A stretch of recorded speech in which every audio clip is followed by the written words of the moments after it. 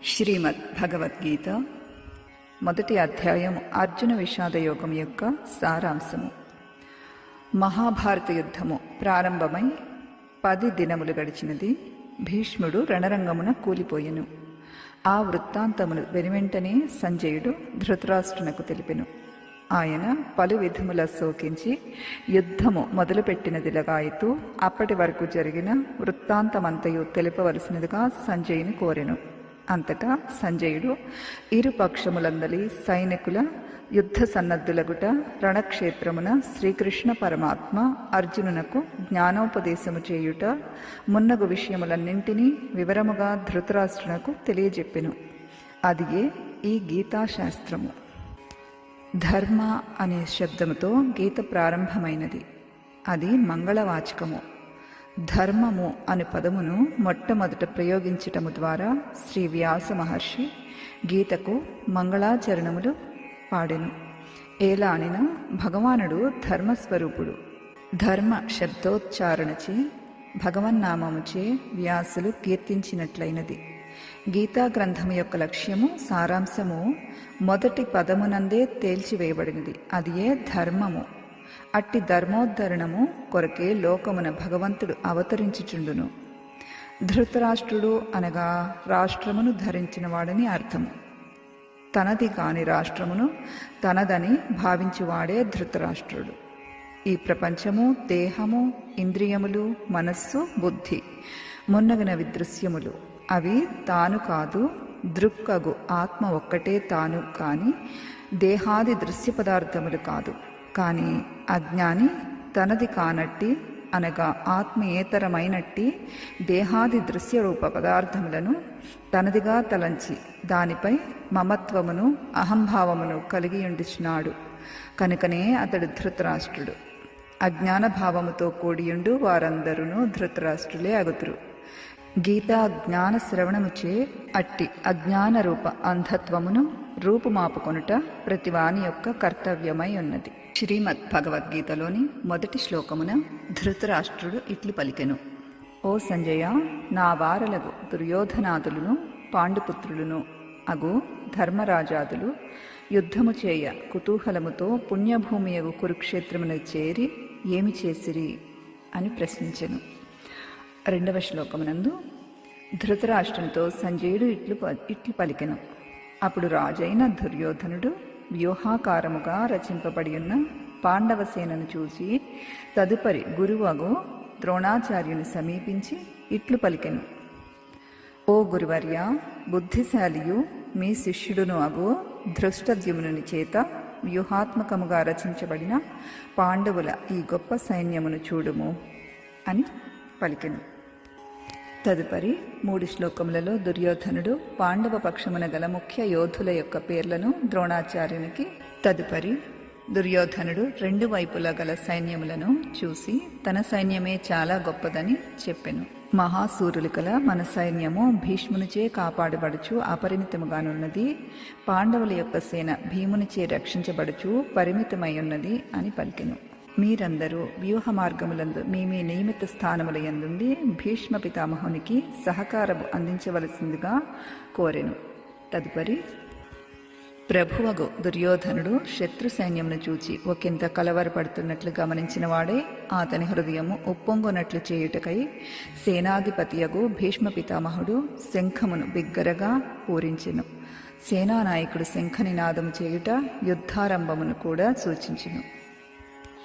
భీష్ముడు శంఖారావము చేసిన పిమ్మట కౌరవ సైన్యమందలు తక్కిన వారును శంఖములను, భేరులను, తప్పెటలను మున్నగు వాటిని మ్రోగించెను. ఆ శబ్దముచే దిక్కులు పిక్కటిల్లెను. పిమ్మట తెల్లని గుర్రములను పూంచిన గొప్ప రథమునందు కూర్చుని ఉన్న కృష్ణార్జునులు ఇరువురు తమ తమ దివ్యములగు శంఖములను గట్టిగా పూరించెను. శ్రీకృష్ణుడు పాంచజన్యమును అను శంఖమును పూరించెను. అర్జునుడు దేవదత్తము అను శంఖమును పూరించెను. భీముడు పౌండ్రము అను గొప్ప శంఖమును ఊదెను. కుంతీసుతుడగు ధర్మరాజు అనంత విజయమును, నకులుడు సుఘోషమును, సహదేవుడు మణిపుష్పకమును ఊదెను. అట్లు గొప్ప ధనస్సు గల కాశీరాజు మహారథ శిఖండి దృష్టద్యుమ్నుడు విరాటుడు అపజయమునందని వాడు అగు సాత్యకి ద్రుపదుడు ద్రౌపది తనయులకు ఉప పాండవులను కూడా గొప్ప భుజబులము గల అభిమన్యుడు సేనలందంతటను వేరువేరుగా తమ తమ శంఖములను పూరించిరి. పంచజనుడను రాక్షసుని యొక్క ఎముకలచే ఏర్పడిన దగుటచే శ్రీకృష్ణుని శంఖమునకు పాంచజన్యము అని పేరు కలిగినది. హృషికేశుడు అనగా శ్రీకృష్ణుని యొక్క మరి ఒక నామము. హృషికములు అనగా ఇంద్రియములు. ఇంద్రియములకు ఈశుడు అనగా ఇంద్రియములకు అధిపతి అయి సర్వ సాక్షి అయ్యుండు పరమాత్మ అని అర్థము. ఆనందమునకు నిలయుడని మరి ఒక అర్థము కలదు. అలాగే ధనంజయ అంటే రాజసూయాగమునందు అనేక రాజులయందు ధనమును సంపాదించి తెచ్చుట చేతను లేక ధనమును గూర్చి ఆశను జయించిన వాడగుట చేతను అర్జునునకు ధనంజయుడని పేరు వచ్చినది. వృకోదరహ అనగా వృకమున అనగా తోడేలు. దాని ఉదరము వంటి ఉదరము కలవాడు కనుక లేక అన్నింటికి భస్మము చేయు వృకమును అగ్ని ఉదరమును కలవాడు కనుక భీమునకు వృకోదరుడను పేరు ఏర్పడినది. శ్రీకృష్ణాదుల యొక్క శంఖధ్వనులు దుర్యోధనాదుల యొక్క హృదయములను భేదించి వేసినని చెప్పుటచే వారి సగము ప్రాణములు అప్పటికే పోయినవనియు వారికి ఉత్సాహం సల్లగిలిందనియు స్పష్టమగుచున్నది. ఓ ధృతరాష్ట్ర, అటుపిమ్మట రణరంగమున ఆయుధములు ప్రయోగింపబడబోవుగా కపిధ్వజుడగు అర్జునుడు యుద్ధ సన్నద్ధులయ్యున్న కౌరవులను చూసి ధనుస్సును చేబూని శ్రీకృష్ణునితో ఇట్లు పలికెను. శత్రువులతో తలబడుటకు ముందుగా శత్రుపక్షమున ఎందరు కలరో ఎవరెవరు కలరో వారందరూ ఏ ప్రకారముగానున్నారో అంతయు గమనించుట ఉత్తమ యోధుని లక్షణము కనుక అర్జునుడు వారిని చక్కగా చూచుటకై రథమును ఉభయసేనల మధ్య నిలుపుమని శ్రీకృష్ణుని కోరెను. దుష్టబుద్ధియగు దుర్యోధనునకు యుద్ధమున ప్రియమును ఒసంగ నిరంగించి ఇచ్చట చేరియున్న ఈ యోధులను నేను చూచెదను. అర్జునుని ఈ వాక్యములను విని శ్రీకృష్ణుడు ఏమి చేసెనో సంజయుడు చెప్పుచున్నారు. అర్జునుడు యుద్ధభూమి యందు నిలబడి ఉన్న ఆ బంధువులందరినీ బాగుగా పరికించి దయార్ద్ర హృదయుడై దుఃఖించుచూ ఇట్లు పలికెను. ఈ విషయంలో మనము గమనించవలసిన విషయము కృప అనగా దయ, కరుణ, కనికరము, జాలి అనే అర్థము. అది గొప్ప సుగుణమే, కానీ చూపవలసిన చోట చూపినచో అది శోభించును. కానీ ఈ కనికరము కౌరవులపై అర్జునునకు కలిగెను. వీరందరూ నా వారు, నా బంధువులు అని మమత్వ బుద్ధి అర్జునునకు ఉదయించెను. వీరిని ఎట్లు చంపుదును అని దిగులు కలిగెను. క్షత్రియుడైన అర్జునునకు యుద్ధ సమయమున ఆ సుగుణము శోభింపలేదు. ఏలనన ఆ కృపను చూపరాని వారిపై చూపుటకు, చూపదగని సమయమున చూపుటకు అర్జునుడు ప్రారంభించెను. ఈ దోషమునే గీతాతత్వ ప్రబోధముచే శ్రీకృష్ణ భగవానుడు అర్జునుని హృదయము నుండి తొలగించుచున్నారు. ఎంతటి శారీరక బలము, భౌతిక శక్తి సామర్థ్యములు ఉన్నప్పటికీ అవిద్య తొలగనిచో మనుజుడు ఒక్క క్షణములో కృంగిపోగలడని రుజువగుచున్నది. అర్జునుడు మహాశక్తివంతుడు, పెక్కు దివ్యములగు అస్త్రములు కలవాడు. అయినను అజ్ఞానము ఆవరించినప్పుడు బాలుని చందమున శక్తి విహీనుడై దుఃఖింప మొదలెడును. మనోవ్యాధికి చికిత్స చేయనిచో శరీరము ఎంత సౌష్ఠవముగానున్నను చింత వీడదు. కావున ఆత్మజ్ఞానముచే అవిద్య పూర్తిగా తొలగునపుత్రమే జీవునకు నిరతిశయ ఆనందము, దుఃఖరాహిత్యము సిద్ధించగలవు. అర్జునుడంతటి వాడే అవిద్యచే దుర్బలత్వమును పొందగా ఇక సామాన్య మానవుల విషయము చెప్పనేలా. కావున అధ్యాత్మ విద్య ద్వారా మనోజయము, తద్వారా మనశ్శాంతి పొందుట ప్రతి జీవికిని ప్రధాన కర్తవ్యమై ఉన్నది. అర్జునుని దీనస్థితిని చూచి అట్టి ఆత్మవిద్యనే శ్రీకృష్ణ భగవానుడు అర్జునునికి బోధించెను. ఈ శ్లోకములందు అర్జునునకు ఆ సమయమున కలిగిన శారీరక, మానసిక వికారములు తెలుపబడినవి. ఇవి అన్నయూ భయమునకు, అధైర్యమునకు, నిరుత్సాహమునకు చిహ్నములు. యుద్ధము అని గాని, శత్రు సంహారమని గాని లెక్క పెట్టని అర్జునుడు, ఎన్నో సంగ్రామములందు విజయముగాంచియున్న అర్జునుడు ఈ సమయమునకు ఏల నిరుత్సాహపడవలసి వచ్చెను. ఆయన శరీర బలముకు, భౌతిక శక్తికి ఏ లోటునూ లేదు. కానీ మానసికముగా అర్జునుడు గొప్ప దెబ్బ తినెను. దేనివలన అనగా, వీరు నా వారు, స్వజనం, వీరిని ఎట్లు చంపుదును అని మమత్వమును కలిగి ఉండుట చేత ఇది సంభవించును. ఇదియే మమకారము. ఈ మమకారము అర్జునుని పీడించుట బట్టే స్వజనం స్వజనం అని పదే పదే ఇట్లు కలవరించుట మొదలెడెను. దృష్ట్వేమం స్వజనం కృష్ణ హత్వా స్వజనమాహవే స్వజనం హి కథం హత్వా అనగా ఈ మమకారమే అర్జునునకు పట్టిన రోగము. దానికి ఆత్మజ్ఞానమే సరి అయిన మందు. దానినే శ్రీకృష్ణ భగవానుడు అర్జునునకు ఇప్పుడు ప్రసాదించబోచున్నారు. వైరాగ్యము కలవానికే ఆత్మజ్ఞానము బ్రహ్మజ్ఞానము ఉపదేశించవలయను శాస్త్ర నియమము కలదు. అయితే ఆధ్యాత్మ జ్ఞానమగు గీతాశాస్త్రమును శ్రవణము చేయబోతున్న అర్జునునకు ఇట్టి వైరాగ్యము కలదా? ఆయన జ్ఞానమునకు అధికారియా అని సంశయము.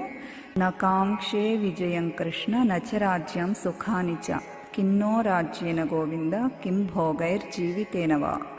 ఈ శ్లోకము ద్వారా తెలియజేయబడుచున్నది. ఏదియో ఒక విధముగా అర్జునునకు తీవ్ర విరక్తి జనించినది. ప్రాపంచిక సుఖములను ఎడల రోత కలిగినది. రాజ్యమును భోగములను ఆయన తృణప్రాణముగా నించెను. 1003 లోకములను తమకు అర్పింపబడినను అక్కరలేదని నిర్ణయమునకు వచ్చెను. ఇట్టి తీవ్ర వైరాగ్యోత్పత్తి కాలమే బ్రహ్మ విద్యా బోధనకు తగిన ముహూర్తము.